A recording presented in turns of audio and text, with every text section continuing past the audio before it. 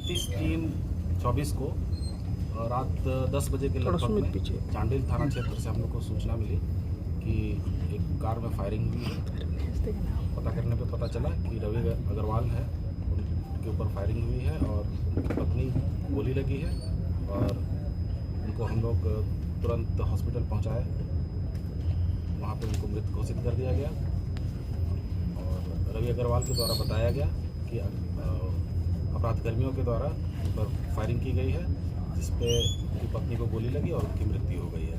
उनके द्वारा ये भी बताया गया कि पिछले कुछ महीनों से उनसे रंगदारी मांगी जा रही थी और रंगदारी नहीं मांग देने के कारण ही इस प्रकार की घटना उनके परिवार के ऊपर हुई है।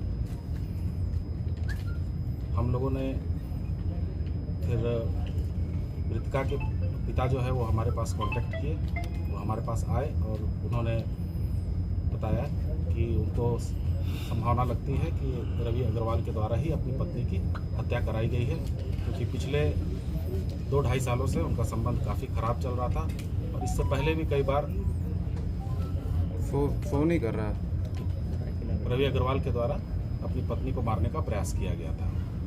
तो हम लोगों के द्वारा दोनों तरफ से कार्रवाई की गई। जो उनके ऊपर जो रंगदारी मामला था उस पर भी हम लोग काम करना स्टार्ट किए और मृतका के पिता के द्वारा जो आरोप लगाया गया था रवि अग्रवाल के ऊपर, उस पहलू पर भी हम लोगों ने जांच स्टार्ट किया और हमारी पुलिस की टीम जो है वो मानवीय सूचनाओं के आधार पर एवं तकनीकी सूचना के आधार पर हम लोगों ने एक व्यक्ति को गिरफ्तार किया। गिरफ्तार करने पर उसने अपना अपराध स्वीकार किया और उसके द्वारा बताया गया कि रवि अग्रवाल के द्वारा ही पैसे दे करके अपनी पत्नी को मरवाया गया है। इस क्रम में हम लोगों ने 4 लोगों को गिरफ्तार किया है, जिसमें रवि अग्रवाल खुद है, एक पंकज कुमार सुहानी है, रोहित कुमार और मुकेश मिश्रा। इसके अलावा और 2-3 अपराध कर्मियों की हम लोग को और तलाश है। इनके पास से हम लोगों को एक देसी कट्टा और एक चक्र गोली बरामद हुई है और अपराध में संलिप्त एक स्विफ्ट कार भी हम लोगों ने बरामद किया है। सर ये जैसे अनबन है, प्रयास किया कि कुछ इस तरह का पता चले, परंतु हर बार पूछताछ के क्रम में अलग अलग तरीके से हम लोगों ने पूछताछ किया, अलग अलग पदाधिकारियों के द्वारा पूछताछ किया गया, लेकिन कोई तीसरा एंगल अभी नज़र नहीं आया। यही पता चला कि 2-2.5 साल में इनका संबंध इतना खराब हो गया था कि पिछले 6 महीना पहले भी इसने 9 लाख रुपए दे करके अपनी पत्नी को मरवाने के लिए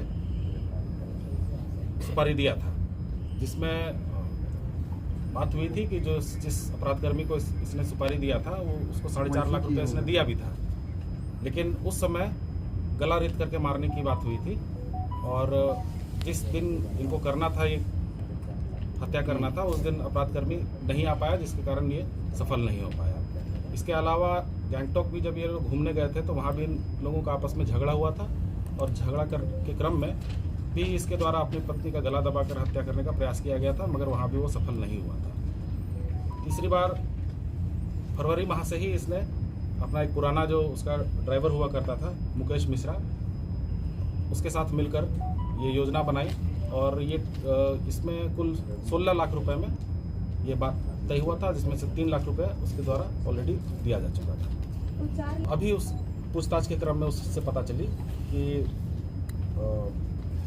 पिछले बार भी 6 महीना पहले भी वो 9 लाख में बात हुई थी और 4.5 लाख रुपए उसके द्वारा दिया गया था।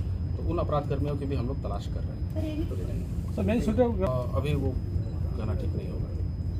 तो मुकेश मिश्रा को ही गिरफ्तार किया सर। सूचना है कि यह अनुसंधान का विषय है, जो कि चलता रहेगा, यह केस खत्म नहीं हुआ है, यह चलेगा। आपस में दोनों परिवार मिलकर के फिर समझौता कर लिए थे पुलिस के पास।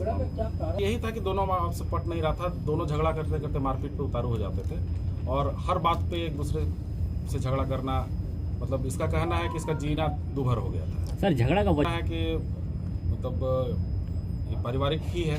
ये लोग नहीं बताए सर, मायके वाले कुछ भी ऐसा नहीं। शादी का हो चुका है, उसके बाद एंगल सामने नहीं आया है अभी तक के अनुसंधान में, कोई तीसरा एंगल सामने नहीं आया अभी तक, तो यही बात पता चलेगी। अगर तीसरा एंगल भी सामने आता है तो उस दिशा में भी हम लोग जांच करेंगे। बच्चे दोनों जुड़वा 10 साल। देखिए थोड़ा सा 1 मिनट।